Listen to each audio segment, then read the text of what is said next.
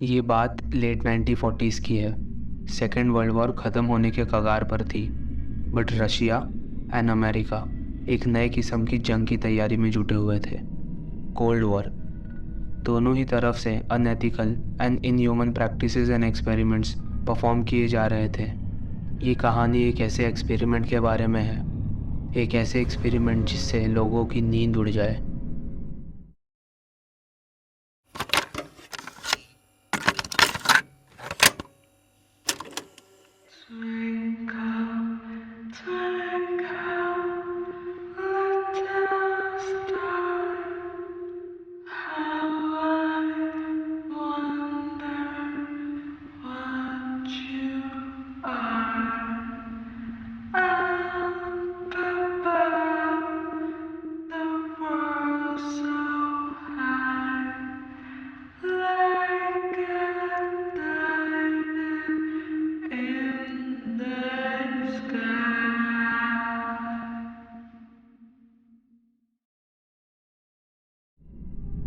इस एक्सपेरिमेंट का एक ही गोल था।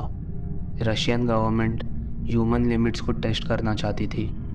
दे wanted to see how would human body reacts if they don't sleep for straight 30 days. इस गोल को हासिल करने के लिए रशियन गवर्नमेंट ने एक गैस बेस्ड स्टिमुलेंट प्रिपेयर किया।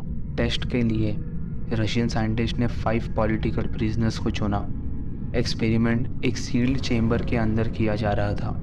इन कैदियों को 15 दिनों तक इस गैस की मदद से जगाए रखा।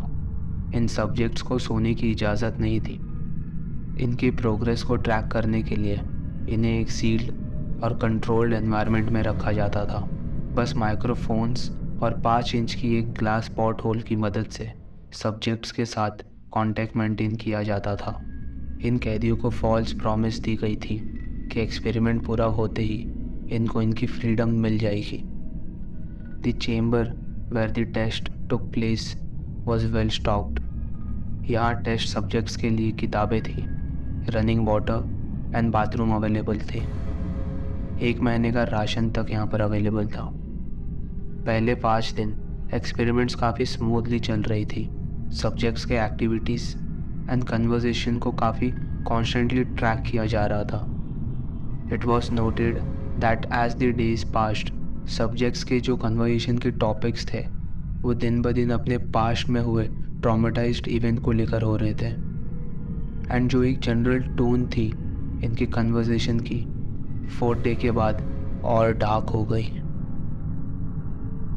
5th डे ऑनवर्ड्स इनके कन्वर्सेशन ने एक नया रुख ले लिया था। उनमें सीवियर पैरानोआ दिखने लग गई थी। उन्होंने आपस में बात करना बंद कर दिया था। सब्जेक्ट्स एक एक करके माइक्रोफोन के पास आकर खुसफुसा रहे थे। फॉर सम रीज़न उन्हें ऐसा लग रहा था कि ये करने से वो अपने एक्सपेरिमेंटर्स का विश्वास जीत सकते हैं। अगले कुछ दिनों तक ऐसे ही चलता रहा। Then suddenly after the 9th day the first of screamings started. एक विक्टिम बार बार चिल्लाकर चेंबर के अंदर दौड़ लगाना चालू कर दिया। वो अगले 3 घंटे तक लगातार चिल्लाता रहा। उसने बाद में भी चिल्लाने की कोशिश तो करी, पर अब उसके गले से आवाज़ नहीं निकल रही थी। उसने चिल्ला चिल्लाकर अपना गला फाड़ लिया था। सरप्राइजिंगली इसी दौरान बाकी के टेस्ट सब्जेक्ट्स बिल्कुल भी रिएक्शन नहीं दिए। They continued whispering to the microphones until the second of the victim started to scream. दोनों विक्टिम की चीखें रुक ही नहीं रही थी।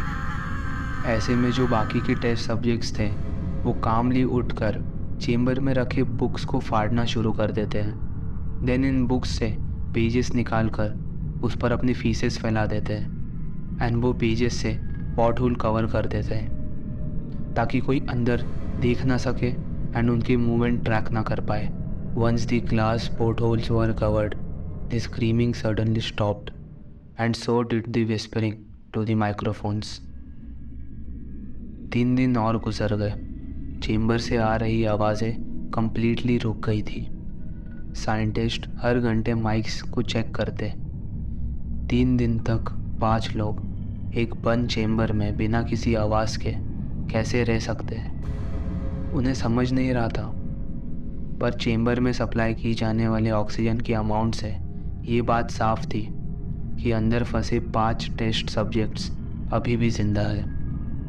On the morning of the 14th day, 5 days since they heard any voice from the chamber, Russian scientist made a decision. वो check करना चाहते थे कि टेस्ट सब्जेक्ट्स अभी भी जिंदा है या मर चुके हैं।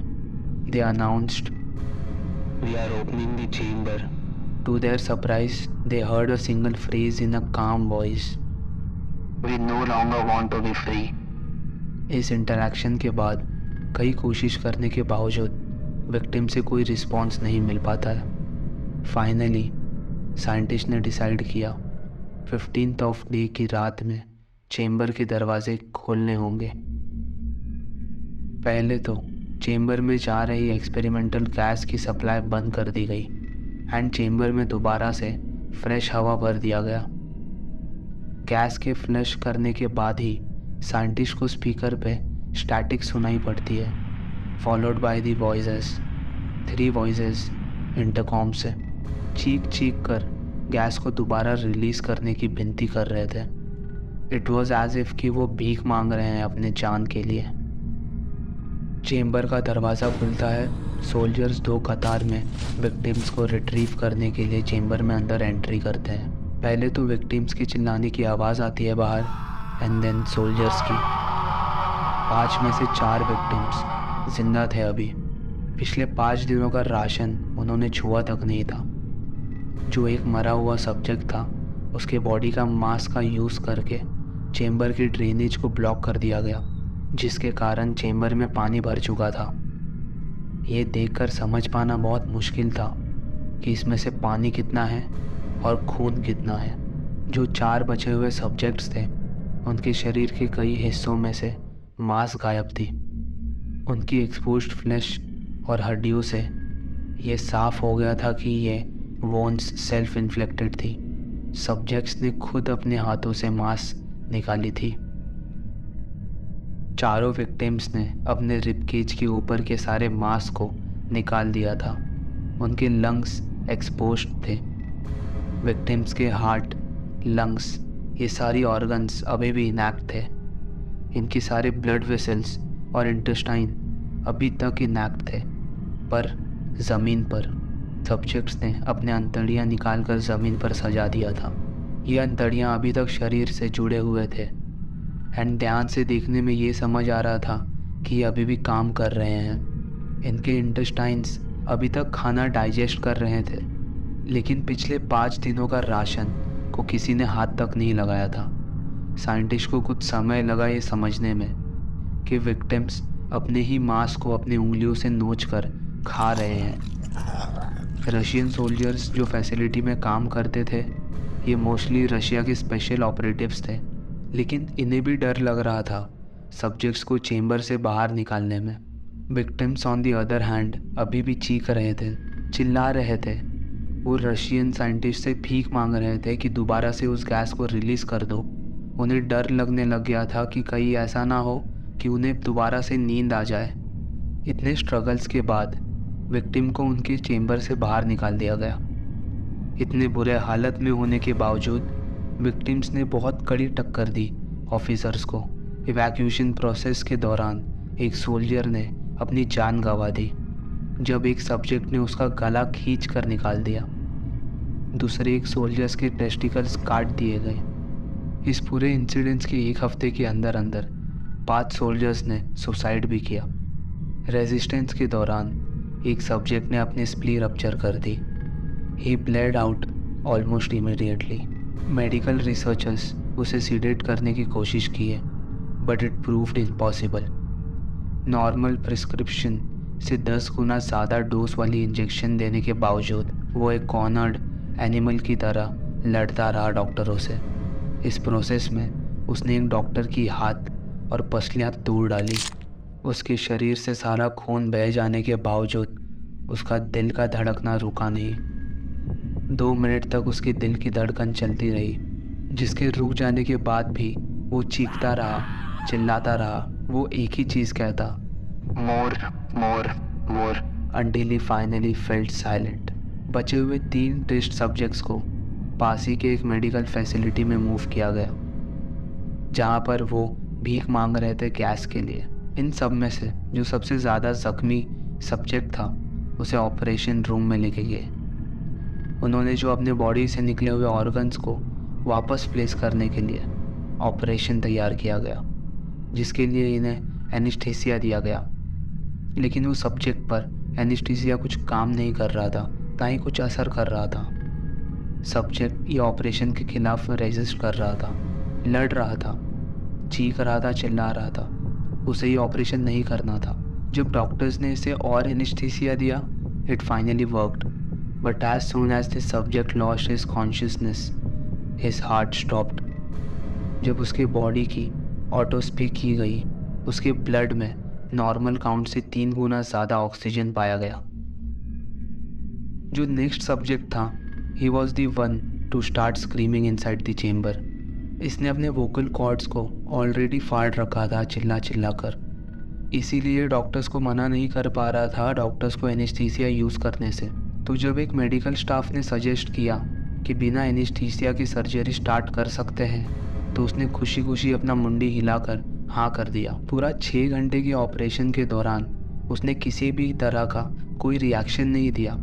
He was neither in pen nor felt any discomfort. Surgery ख़त्म होते ही पेशेंट अपने डॉक्टर की तरफ देखकर कुछ बताने की कोशिश कर रहा था, बट क्लियरली नहीं बोल पा रहा था। डॉक्टर्स ने उसके हाथ में पेपर और पेन दे दिया कम्युनिकेशन के लिए, जिसकी मदद से पेशेंट काफ़ी कामली अपने सिंपल मैसेज डॉक्टर्स के लिए लिख लेता है।